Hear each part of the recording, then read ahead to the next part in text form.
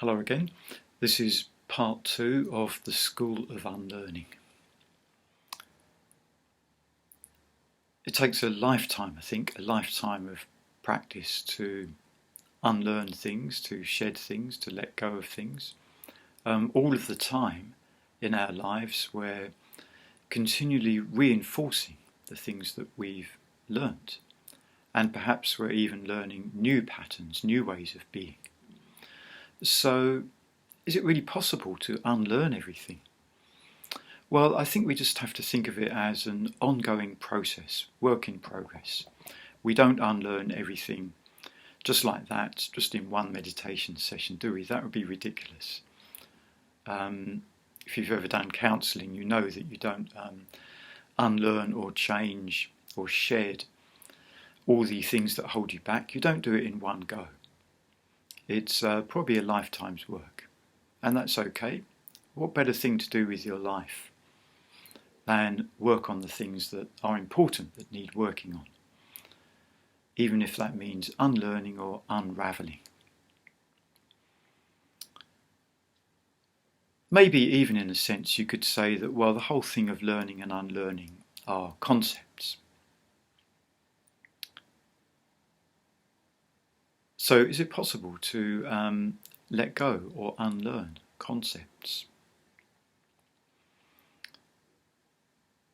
When we open the fridge door, the light comes on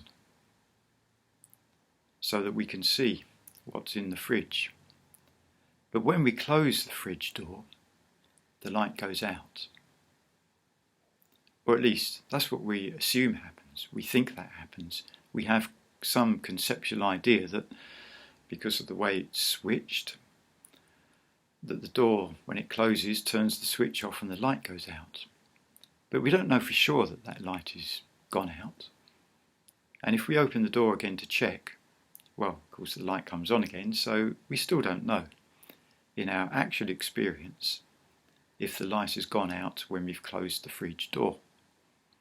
How do we know that light's gone out?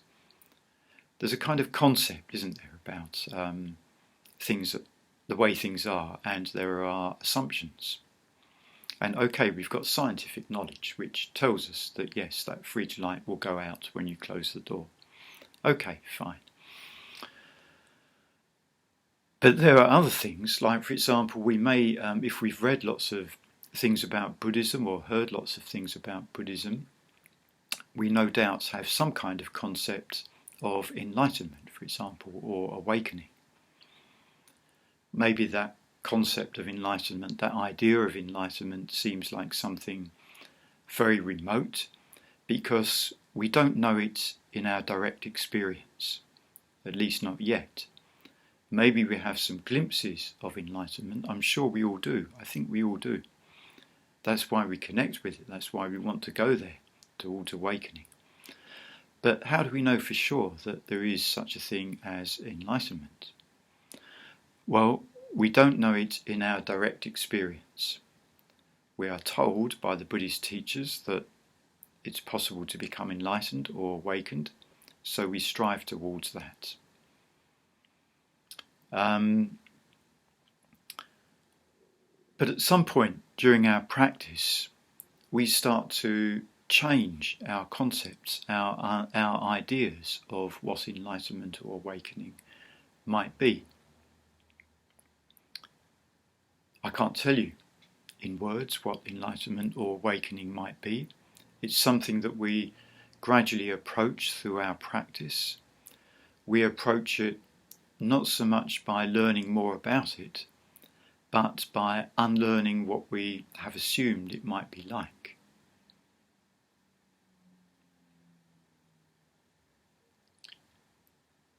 Maybe we think of enlightenment as a state of mind or a way of being. Maybe we think of enlightenment as being made up of wisdom and compassion. But we won't know exactly what enlightenment is until we arrive there. If indeed there is anywhere to arrive to. that's another concept, isn't it? That we have to go through a process, go through a journey and arrive somewhere.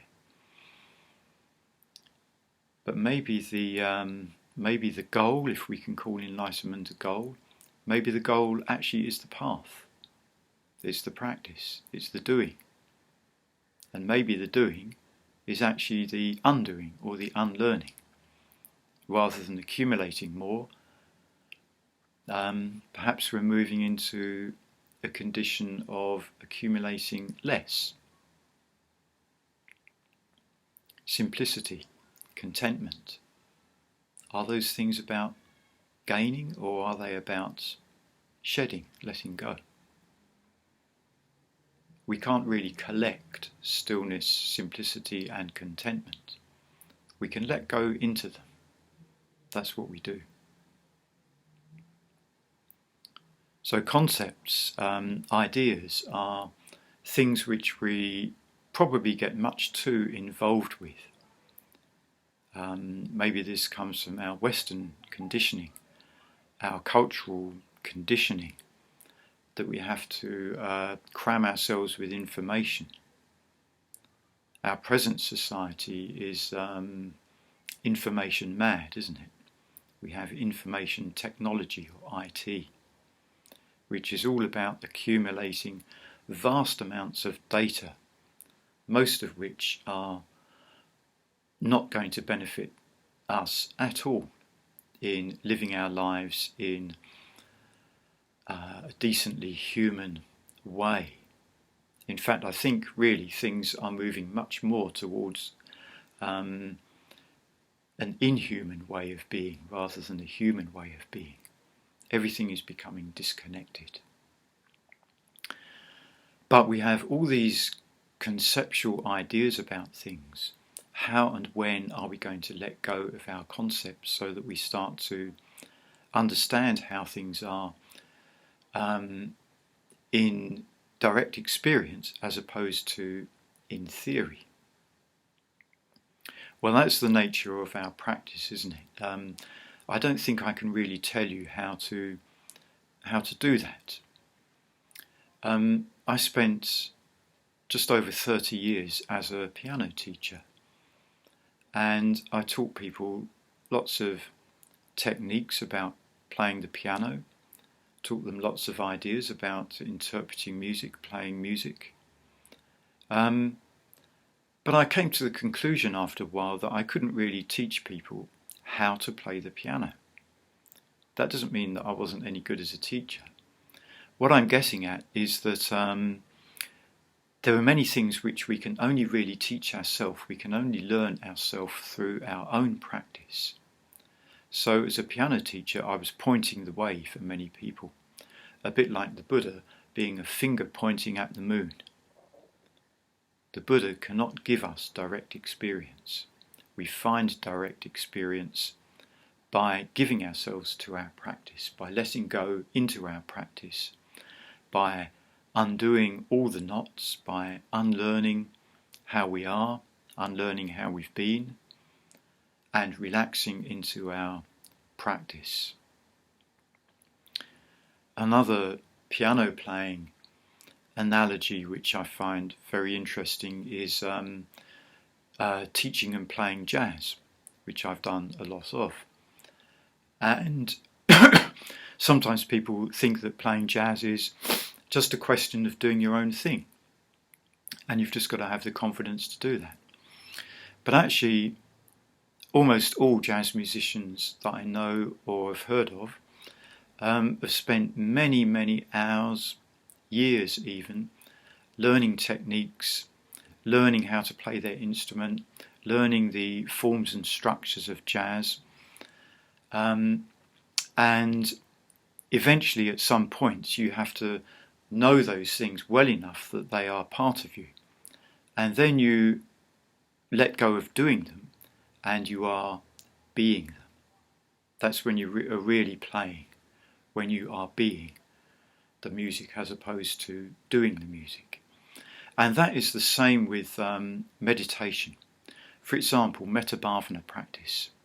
We spend a lot of time doing the Bodhivajra, which is necessary. We need to do the metta bhavana practice initially, maybe for many years, and eventually we get to a point where we are no longer doing the metta bhavana, we are being the metta bhavana, because we've imbibed it into our being.